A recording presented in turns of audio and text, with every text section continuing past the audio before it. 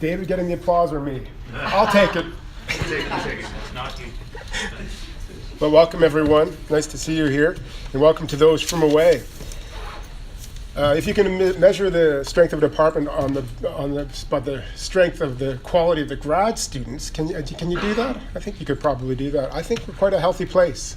And so this is an opportunity really to celebrate our graduate program and to invite people into it, people from away, graduate students from away, to participate in it. So I'm really glad that the grad students took up the challenge of organizing this sixth, maybe, annual graduate conference in philosophy at Memorial University. However many there have been, I hope there'll be many more. And it's a task well worth doing. And I expect there's going to be some great conversations and debates in this room over the next 2 days. So before I introduce our speaker, I want to thank the committee, particularly David Tracy and Alison Genk and Kyla Bruff for their work in putting this program together. It's my pleasure to introduce Dr. John Russon, who is our keynote speaker for this evening and the Presidential Distinguished Professor at Guelph. He's probably known to you, many of you, from his works, which are quite prolific. He's a major player in continental philosophy in Canada and has been here on sabbatical for the last year. So we've gotten to spend a bit of time together. In 2011, he was the Shastri Indo-Canadian Lecturer to India. He has a PhD from the University of Toronto in 1990 under Graham Nicholson, who also supervised me, which makes us doctor brothers in that old system. He wrote his thesis on Hegel on the Body, which was published as a book in 1997, The Self and Its Body in Hegel's Phenomenology of Spirit. His 2003 book, Human Experience, Philosophy, Neurosis, and the Elements of Everyday Life, won the Canadian Philosophical Association Book Prize. And it gives us a glimpse into Russon's original philosophy. It offers a theory of the development of human identity, one that is critical of individualism, which is not a surprise for an Hegelian, I guess, and develops a political theory of multiculturalism. I did notice that Dr. Russon aligns himself with Graham Nicholson's supervisor, which was H.S. Harris, which puts him in a lineage of Canadian Hegelianism. And I think it's not well enough known that we have a strong tradition of Hegelianism in Canada, which has its distinctive features. And among them, I think, are certain kind of political, philosophical positions, which I think Dr. Russon shares. Being Witness to Epiphany was published in 2009, and it underscores the important dimensions of our experience, how the important dimensions of our experience are embodied in the most basic material dimensions of our lives. And then recently, last year, Sites of Exposure, Art, Politics, and the Nature of Experience was published. In this book, Russon examines the process by which we make ourselves at home in our culture and at the same time come into conflict with other cultures. There are many other works of a scholarly nature, including, as I referred to, The Self and Its Body, but also Reading Hegel's Phenomenology in 2004. We are very happy to have Dr. Russon as an adjunct professor in philosophy at Memorial University, and delighted to invite him to keynote this conference. So with that, let us welcome John Russon.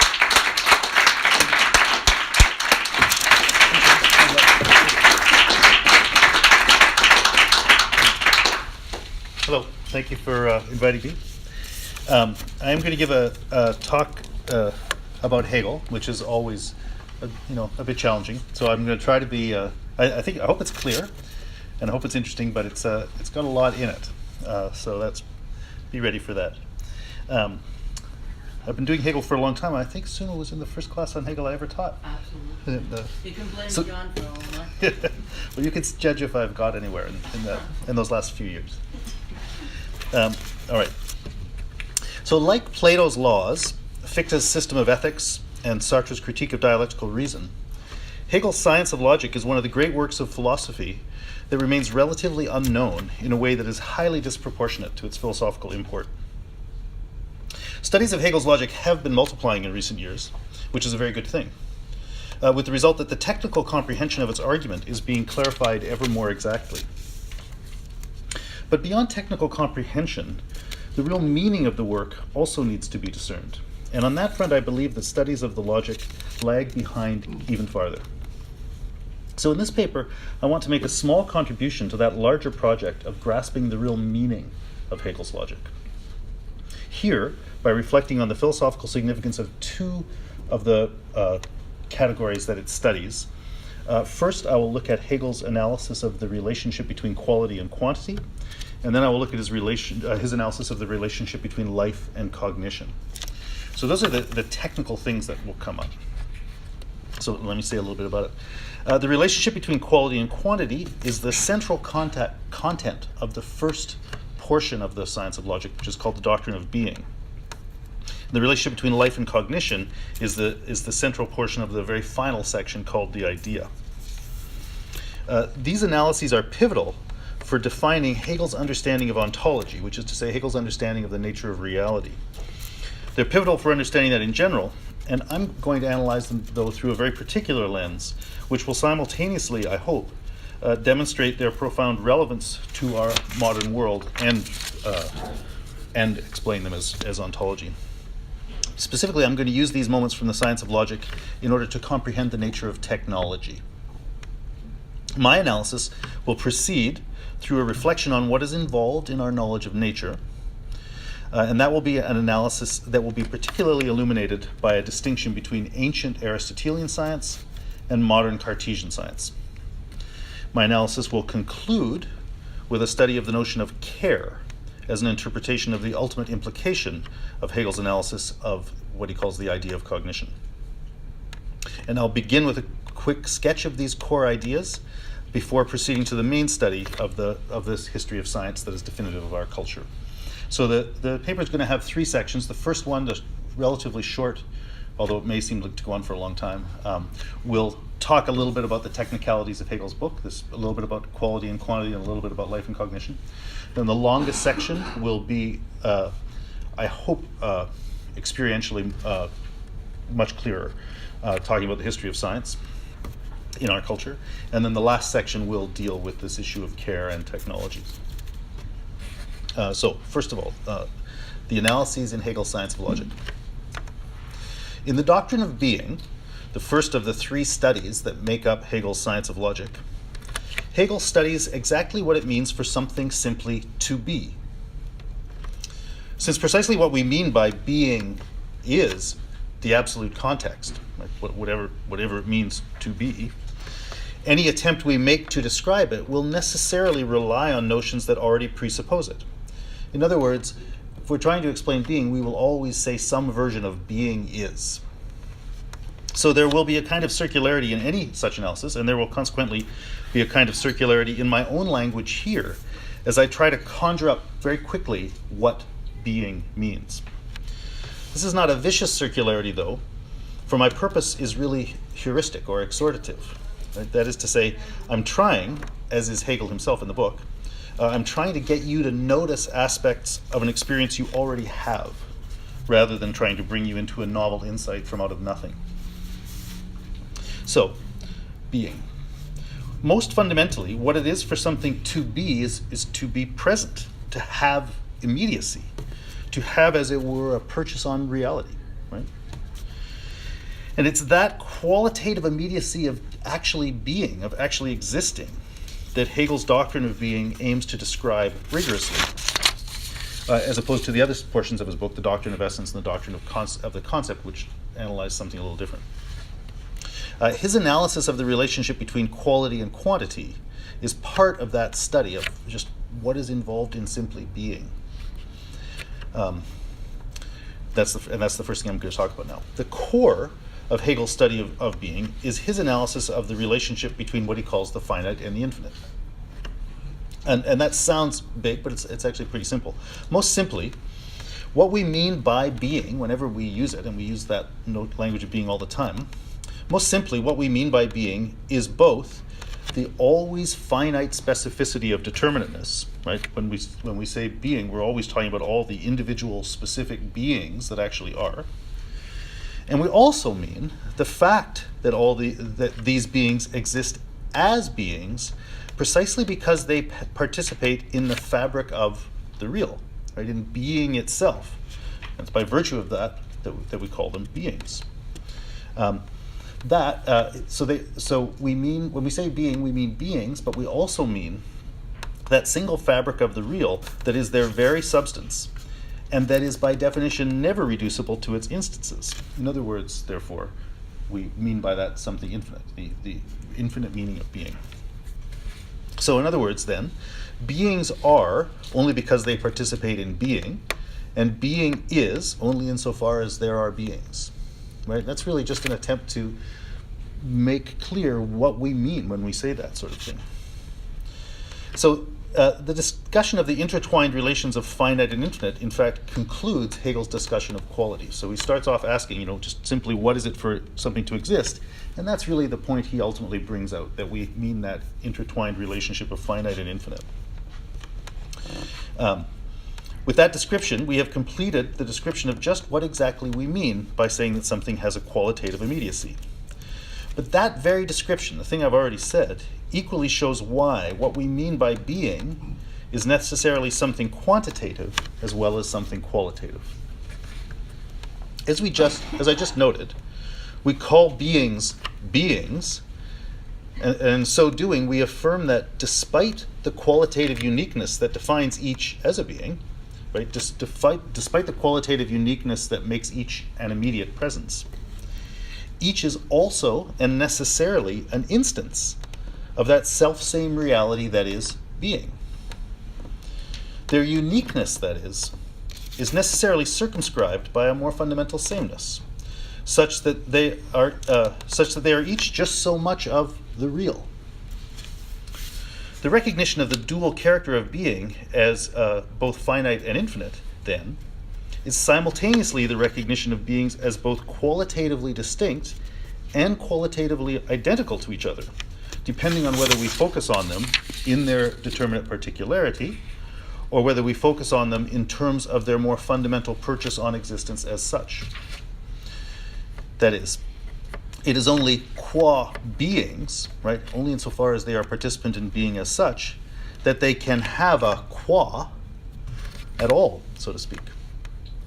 So at the most abstract or at the most absolute level of being as such, then, we can see that the very meaning of quality necessarily has the meaning of quantity implicit within it. And there can thus be no qualitative reality that is not susceptible of quantitative interpretation, just by virtue of being a being. Further, though, this quantitative dimension of being is itself internally complex.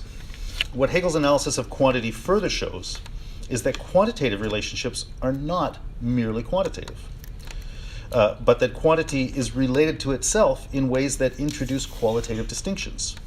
Basically, quantities can be interpreted in terms of other quantities, in fractions, for example, or relations of powers, which is to say that quantities in their very meaning are measures for each other.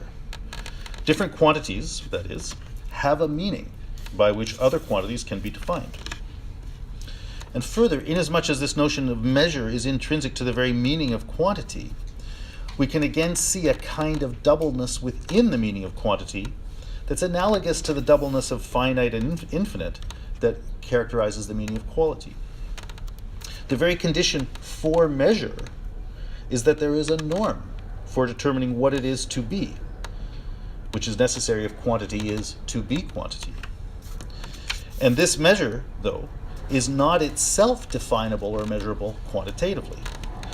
Thus, quantity is only one type of being, and in that sense you could say a quality.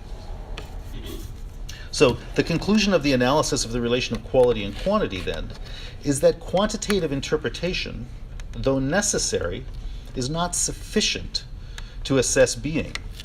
And it means that a quantitative perspective is exactly that. It's a perspective. And it makes a qualitative difference, so to speak, to take up a quantitative perspective. From that quick summary of the doctrine of being, I want to now turn to an even shorter quick summary of part of the doctrine of the concept. So the second notion from Hegel that I want to thematize is the notion of cognition, which is part of the final study of the science of logic, from the section of the book called The Doctrine of the Concept. Whereas the doctrine of being describes reality in its immediacy, it tries to just characterize what we mean, what's involved in something having a simple purchase on reality. The doctrine of the concept describes reality insofar as it is a phenomenon, that is to say, insofar as it appears. In other words, then, insofar as it is defined in terms of a reality for itself, insofar as it appears to someone. The concluding segment of that study, which Hegel calls the idea, focuses on life and cognition as the two fullest ways in which reality can be said to be appearing, and thus the two ways in which reality has its fullest development as reality. So life and cognition. In life, reality is for itself, inasmuch as the living thing is reality exactly as the bringing to appearance of that life form. What is real really is, in the case of the living being, what the real really is in the case of the living being is that living thing. And that's, so, what is there? A living thing is the correct answer to what is really there. And that is true both in the sense of the way some organic body, this little bit of natural immediacy, that's true both in the way that this organic body is occupied by the life of that living individual, and also true of the way in which the relationship of this body and its surrounding environment is occupied by the life of this individual in a nutritive relationship or something like that. So what is really there? A living individual. And in that sense, the living individual is the basic phenomenon of a self. Cognition, which is the reality of self-conscious beings like ourselves, is an even fuller ownership of this owning of reality. Cognition is the phenomenon of the I, of the self that is a self for itself. And this I, as cognitive, appropriates reality even more fully than that living individual does. That living individual in its nutritive homemaking. Because cognition's grasp of reality is comprehensive, it's universal, and it preserves the world that it comprehends in its determinacy. It preserves the determinacy of the thing it comprehends, rather than reforming it, as does nutrition. So the living individual turns the world into itself. Cognition isn't just this local thing. Cognition ranges everywhere, and it ranges everywhere precisely as the recognition of the determinacy that is already there, whereas life turns things into itself. So, for the purpose of my analysis here, there are two aspects of Hegel's study of cognition that are important. The first is this point that I just noted when I said that the I owns reality even more than the living individual. So the first is that point, namely that cognition, so to speak, outstrips life at its own game, right, in terms of being what is really there. It ontologically overpowers life in a sense. The second point is the inner trajectory of cognition itself. Most immediately, cognition is what we would call theory, the detached observation or representation of things, however you want to put it. The detached apprehension of what is. That's what we mean roughly by theory. That's most immediately what cognition is.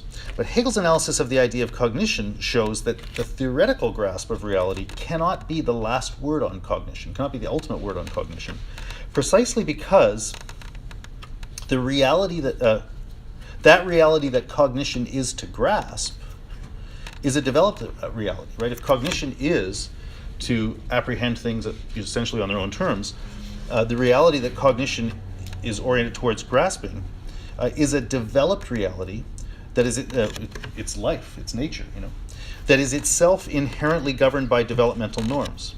Consequently, apprehension of the real must be apprehension in terms of norms, and that must ultimately mean apprehension of the good. These norms are matters of answerability to a good. And insofar then as cognition itself must ultimately be oriented towards the apprehension of the good, cognition itself must ultimately be practical rather than theoretical. So, for my purposes, that's as much as needs to be said at the moment. I'm not going to explain any more fully either of those notions from the science of logic, which is probably pleasing. I hope instead that my very quick sketches here are sufficient to provide you with just a basic sense of Hegel's analysis, roughly what it's about, what the relevant terms are, and so on. It's fine if you're still confused, it's fine if you're still unclear, because what I want to do now is to show the great relevance of those notions that I've just described, those very technical notions. I want to show the great relevance of those for understanding our present world by discussing the history of our knowledge of nature. And through that concrete discussion, those ideas will help to illuminate that concrete discussion. But that concrete discussion itself, I think, will help to make much more vibrant and clear what the force of those real logical ideas was as well. Okay, so that's the first section. Now the second section, which I hope will be more vibrant, is also a bit longer. It's on natural science, ancient and modern. So we just have to begin by putting ourselves back into our familiar experiences. We have various practices that constitute our meaningful engagement with the natural world.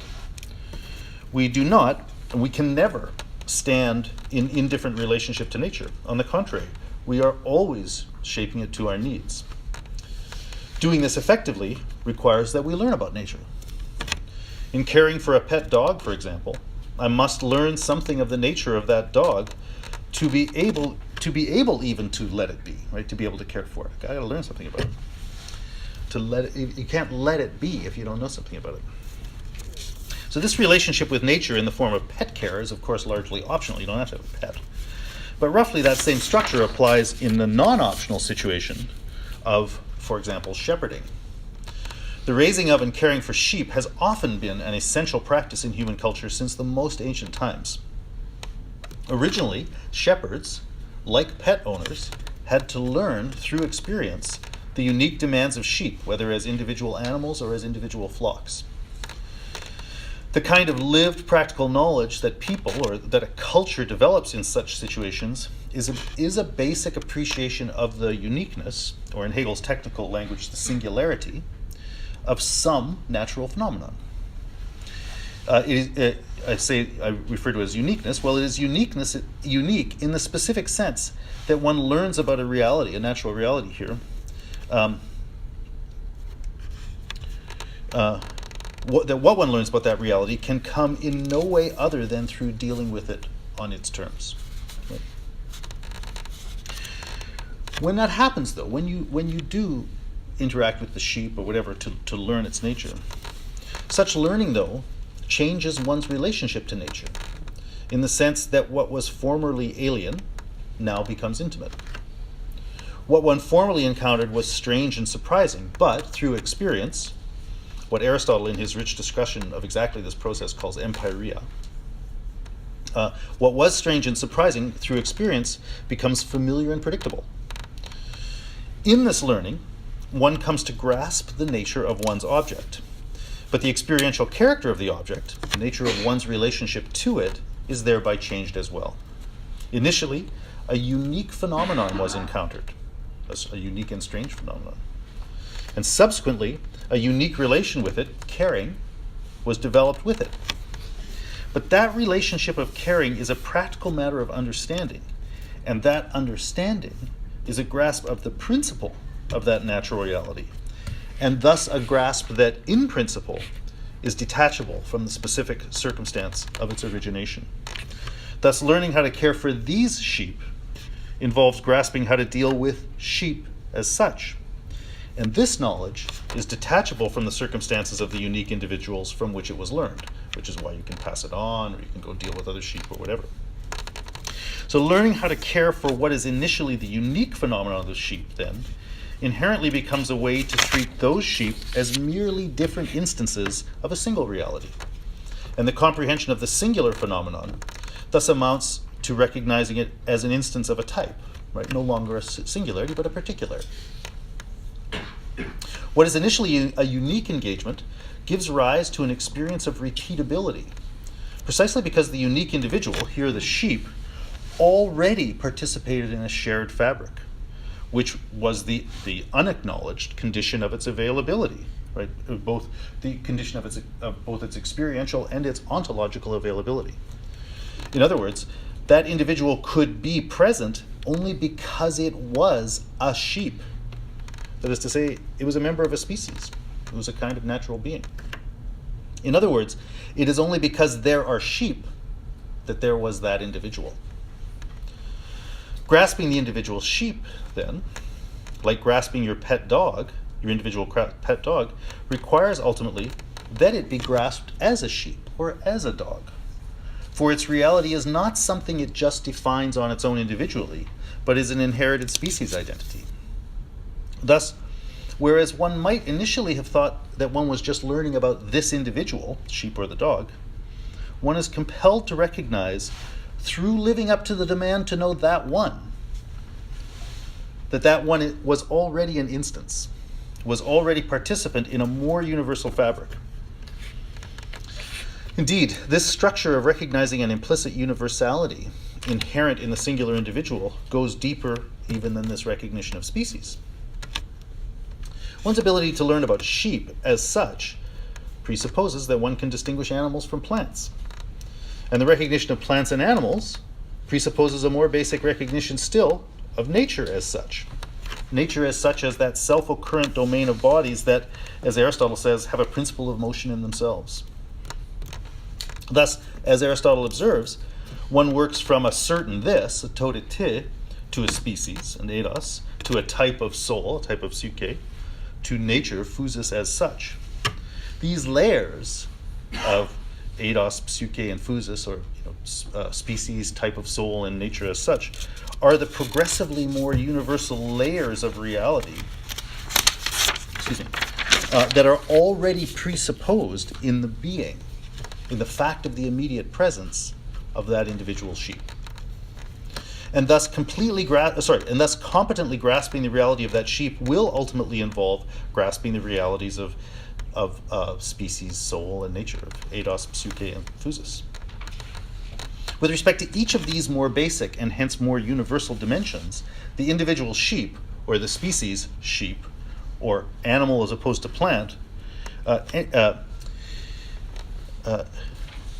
each of those is an instance. It's a one among many, rather than an absolute singular, rather than a one and only. So what initially was encountered as a unique individual is thus revealed to be in truth one distinct instance among many of a single type. It was already an instance, and this was a condition of its being present as a unique individual in the first place. So what you are then grasping as you go to these deeper levels is you are grasping what it already was to be that thing. What Aristotle uses that expression, toti enene. So the very condition of having a unique individual then is that that individual be a participant in the world of nature with all its inherent dimensions of mediation, right? You're dependent upon the structure of nature, basically. Our explicit knowing of these already implicit dimensions of that individual is the progressive correction of our initial naive perspective. The recognition of these already implicit dimensions of universality that are intrinsic to the very being of the singular individual is thus the truth of immediate experience. And the individual grasped as a particular, as an instance of the universal, as a one among many rather than a one and only, is being grasped more in its truth. Just in this recognition of species, then, there is already some version of a shift from a qualitative to a quantitative assessment of the sense in which the individual is a one. We've gone from a one and only to a one among many. Nonetheless, the different particularities involved here, right, where we're talking about different individual members of a species, or different species of a genus, which animal and plant as different versions of living being, and so on. These different particularities are not interchangeable one with the other, but each is precisely marked, as Aristotle says, by a specific difference. And this shift from the unique singular to the particular member of a universal is precisely premised on retaining the irreducible character of the singular. Indeed, as Aristotle says with regard to the individual in relationship to these various dimensions of universality, it is only the individual that is substance, that is real in the primary sense. And these further dimensions of nature are only said of such individuals. They don't exist separately. So the shift to the recognition of universals here does thus have a quantitative side. But here the quantitative significance is largely formal rather than substantial, and remains subordinated to the ontological primacy of the qualitative uniqueness of the individual. It is with the rise of early modern science that we see the fuller enactment of the logical transition from quantity to quality within the way that nature is conceived. And as we will see, this happens in a way that is logically paired with the other notion I was talking about, the transition from life to cognition. So, I've been talking about this process of progressively recognizing a kind of structure that had to already be there for this singular individual to be there. And that cognitive process of so to speak, ontological backtracking from the individual to nature as such, right, that I just thematized above in parallel with Aristotle, that ontological backtracking also reveals something further about nature itself that we have not yet addressed. Namely, nature is open in principle to cognition. The very premise of our engagement with the individual from the start was that its presence as a being was also a matter of it being present to us. And this presence to us, or appearing, applies as universally to the different layers we have just discerned. It applies as universally to those layers as nature applies to those layers. So that notion of being present to us is just as universal as the notion of nature. In fact, what is present to us is even more universal than nature is, because our cognition can take itself as its object. And so nature itself is only one instance of what appears. Nature appears and we appear. So subjectivity, the domain of appearing, is thus a reality that outstrips nature ontologically. And inasmuch as nature is merely one of many possible objects of cognition, the apparent ultimacy of its ontological uniqueness must itself be recognized to be correspondingly outstripped by its being thus a one among many, right? The same process we've seen before of going from one and only to one among many. Its singularity, that is secondary to its being the particularity of a higher universality, namely the higher universality of subjectivity. The higher universality of subjectivity. Nature, in other words, is in itself for us. But inasmuch as nature is thus defined as an object of cognition, its reality is ultimately to be assessed in terms of the possibilities of knowing, rather than in the terms of the logic of nature as such, right? Because you've now found it to be an instance of another type, and that type now gives you the terms in which you need to operate. So let me just read that line again. Inasmuch as nature is thus defined as an object of cognition, its reality is ultimately to be assessed in terms of the possibilities of knowing, rather than in terms of the logic of nature as such. The issue, in other words, becomes how nature is vulnerable to cognition, not how nature on its own shows itself.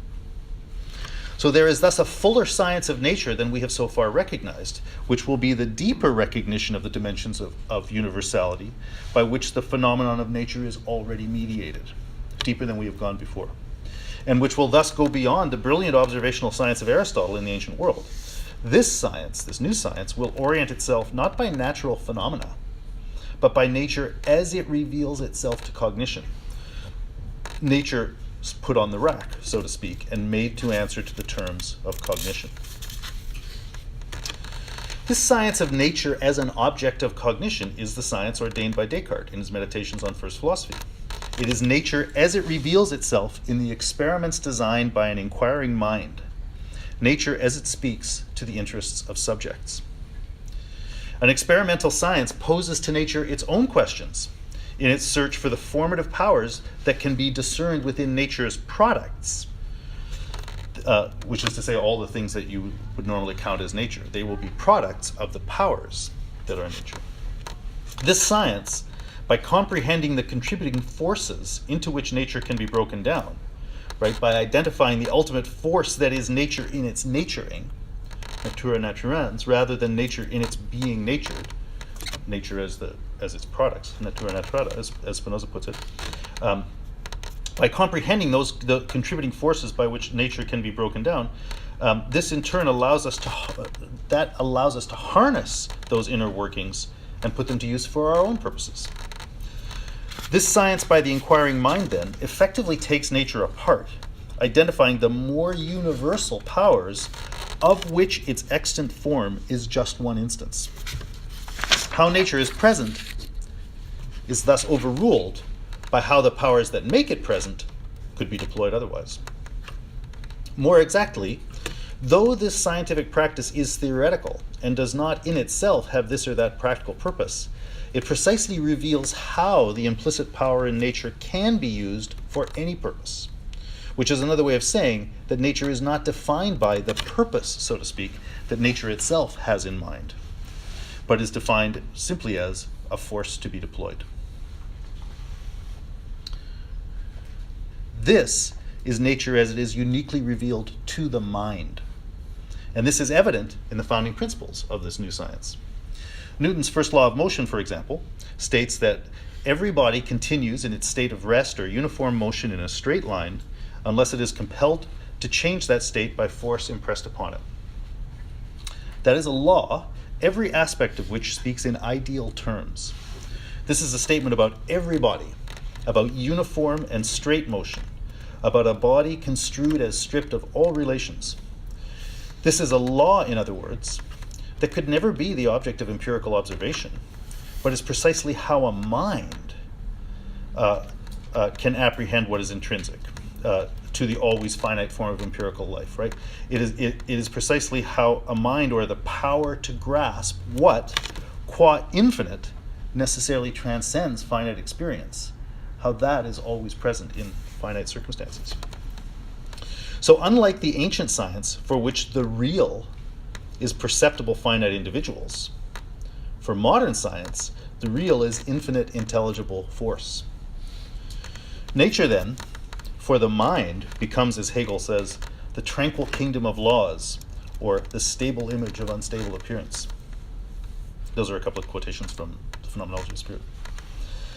So whereas the older Aristotelian science preserved the ultimacy of the form of the individual, that is to say, its comprehension of the inner mediation presupposed by qualitatively unique individuals, precisely endorsed the substantial reality of those individuals.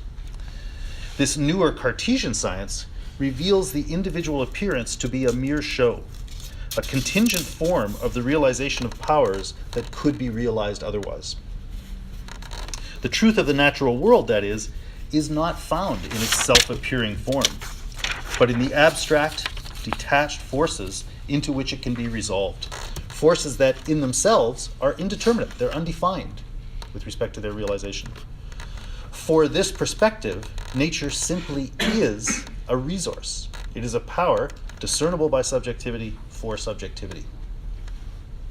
It is here, in the modern scientific perspective, that we see fully the transformation of quality into quantity within the realm of nature. Whereas the Aristotelian science was premised on the irreducibility of the form of the natural individual, the Cartesian science recognizes the reality of that individual only insofar as it is the changing form of the enactment of universal forces. The reality of the qualitatively unique individual, in other words, is reinterpreted quantitatively in the terms of the universal forces of matter and energy.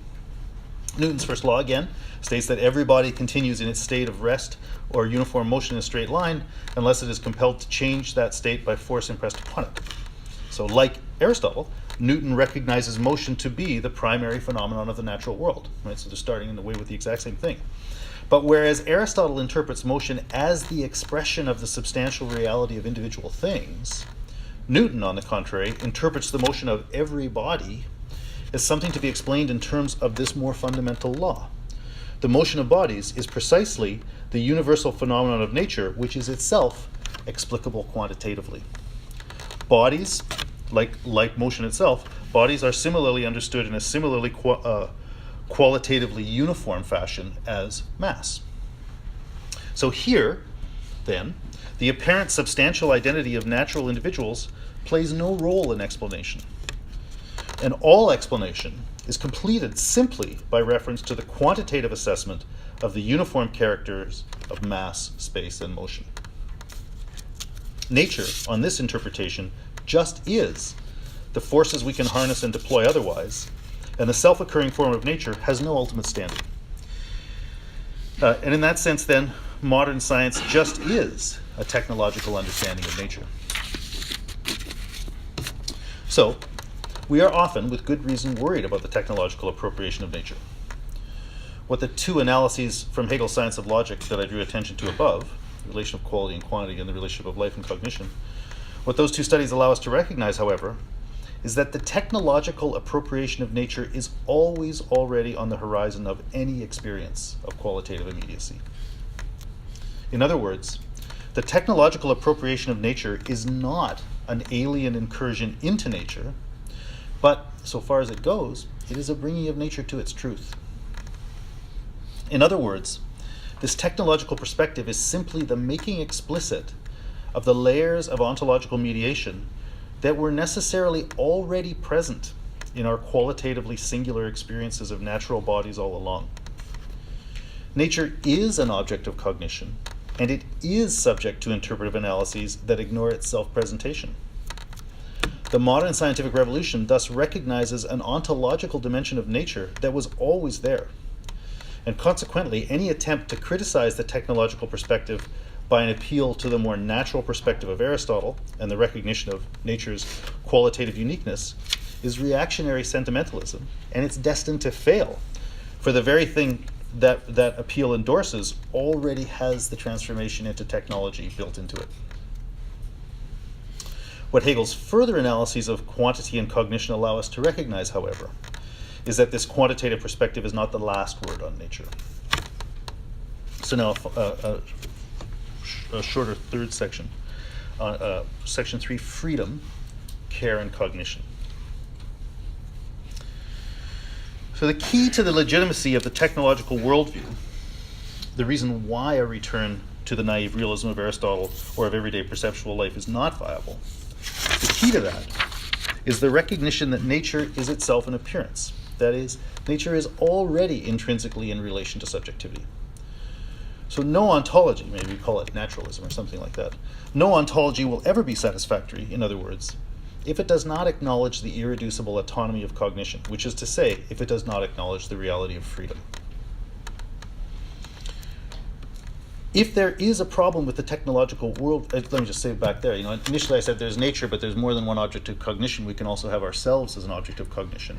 That's roughly the same as saying reality is nature and freedom. Like both of those things are part of the real. If there is a problem with the technological worldview, then it will not be that view has seen nature as subject to freedom. It will be rather that there's something insufficient in its grasp of the nature of freedom itself. To say that nature is already subject to our freedom is to say that the contact of cognition and nature is not ever something that has yet to happen. Often, when we think about freedom, we imagine spontaneously deploying a power of choice upon an alien object that we have surveyed. A surveying that is something like a searchlight that passes its beam over some surface. We thus pair a detached power of arbitrary choosing with cognition construed as a separate alien force being applied to an alien reality. Right? That's how we typically think of freedom. The science of knowing nature in such a way that it is available for our purposes is premised on exactly that interpretation of freedom. So in other words, the very thing we've just been talking about in the technological worldview, where nature is available to subjectivity, I'm saying, has an interpretation of freedom built into it that is insufficient. It's this detached surveying model. But this detached, purely theoretical model of knowledge, or freedom, this detached, purely theoretical model of knowledge and the detached model of freedom with which it is correlated is ontologically insufficient, because it is that notion is premised on an alienation of nature and subjectivity. That is, it does not recognize that the nature it is construing as alien to subjectivity is already affected by cognition, and the subjectivity it is construing as alien to nature is already affected by nature. We can see this more clearly if we reflect back on our initial discussion of knowledge as care. In our initial discussion of knowledge, I noted that we cannot be indifferent to nature. That is, we are compelled, simply in order to exist, simply in order to cognize, to draw from nature the resources that will support our own existence. There, I noted the striking fact that we are able to do that. We do develop the empiria that Aristotle notes if we allow ourselves to become familiar with natural realities. But this could not happen if nature did not, on its own, make itself available to us. If nature and subjectivity truly were ontologically dual, there is no way we could ever reach it. So this is the primary sense, then, in which nature appears. More than being a visible or an auditory spectacle, a spectacle that would leave its inner nature mysterious, nature corresponds with our practical engagement such that we can get to know it, as one gets to know a friend, through familiarity and care. Now, our caring contact with nature is always conducted, whether immediately or mediatedly, through our bodies. When we think of ourselves as engaging with the world, we imagine ourselves as separate bodies acting on an environment. I grab this podium. We must recognize, though, that for each of us, our natural body is itself already a part of the environment. So I say I grab the podium, but I was already this part of the world here, right? So in other words, the incursion of subjectivity into nature is not located at the point where my desire for food results in the apple being plucked from the tree. Right? The incursion happened when my hand grabbed the apple.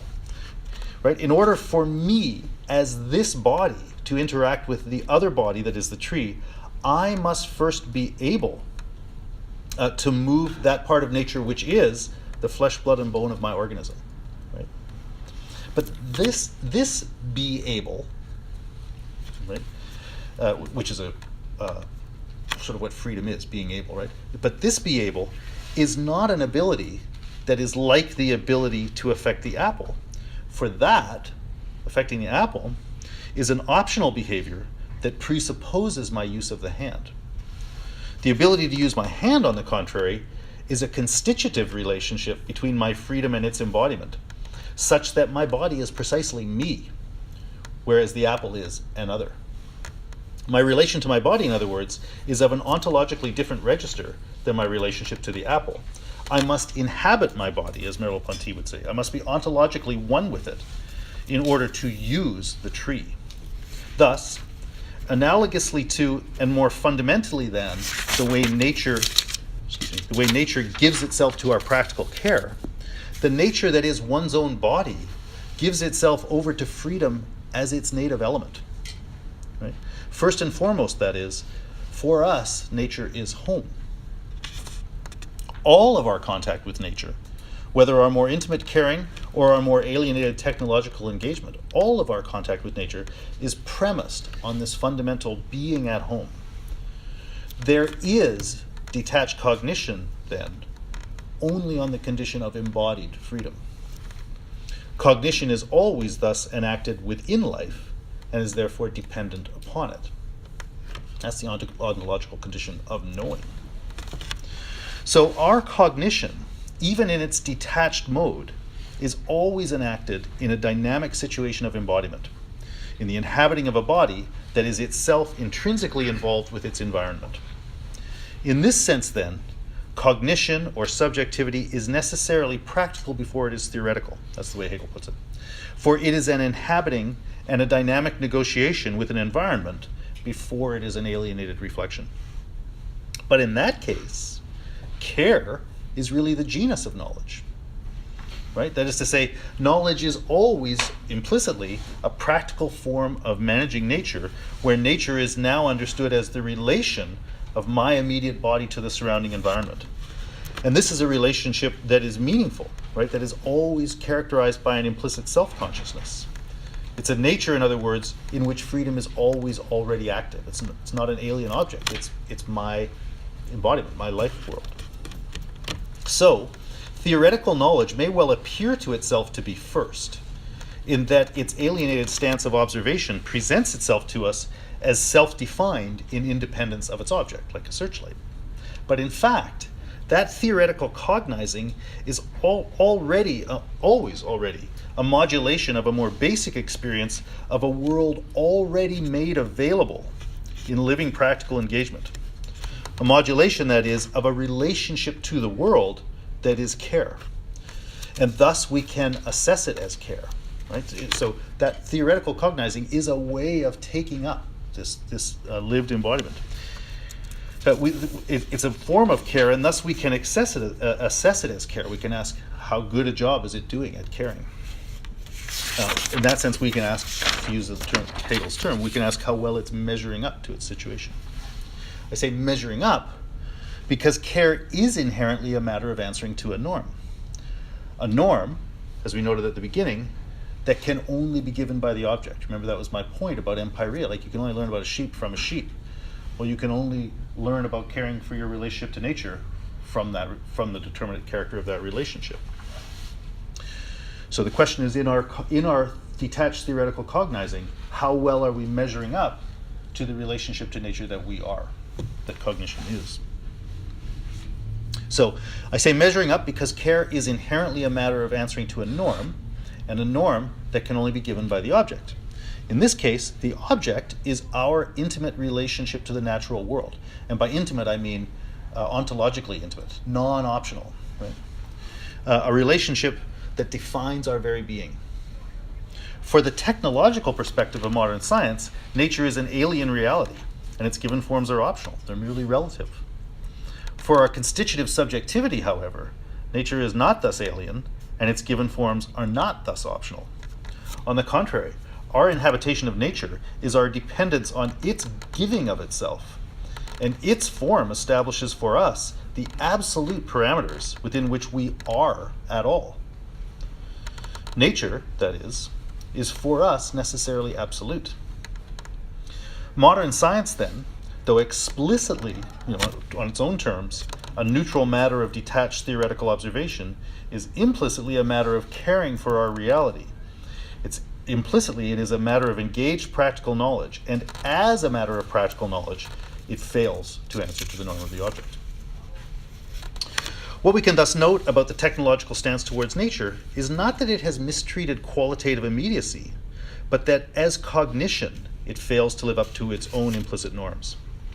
Modern science imagines that it is simply a way of knowing an alien world, but it is in fact a form of practical self-interpretation.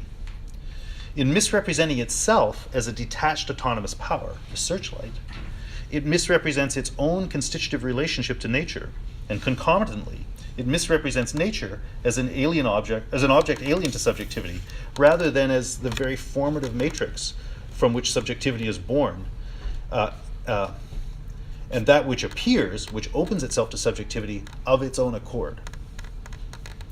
The insufficiency of the technological stance, in other words, is not that it has mistreated the qualitatively unique character of nature by subjecting it to the norms of subjectivity.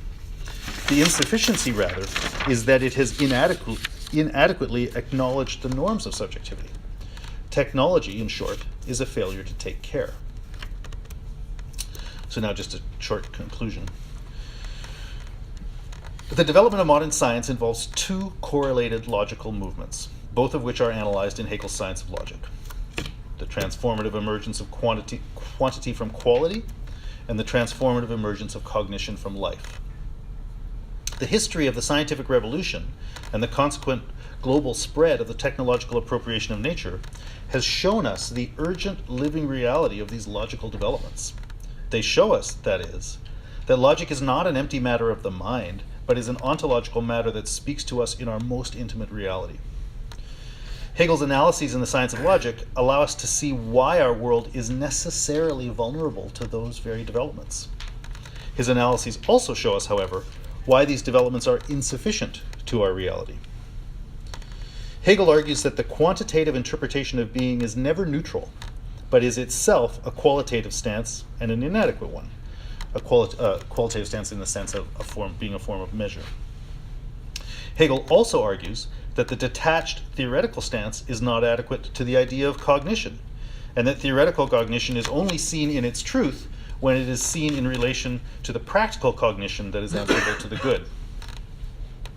Our own reflections have allowed us to see as well how those logical relationships precisely pertain to modern technological science. The quantitative perspective on nature emerges in tandem with the interpretation of nature as subjected to cognition.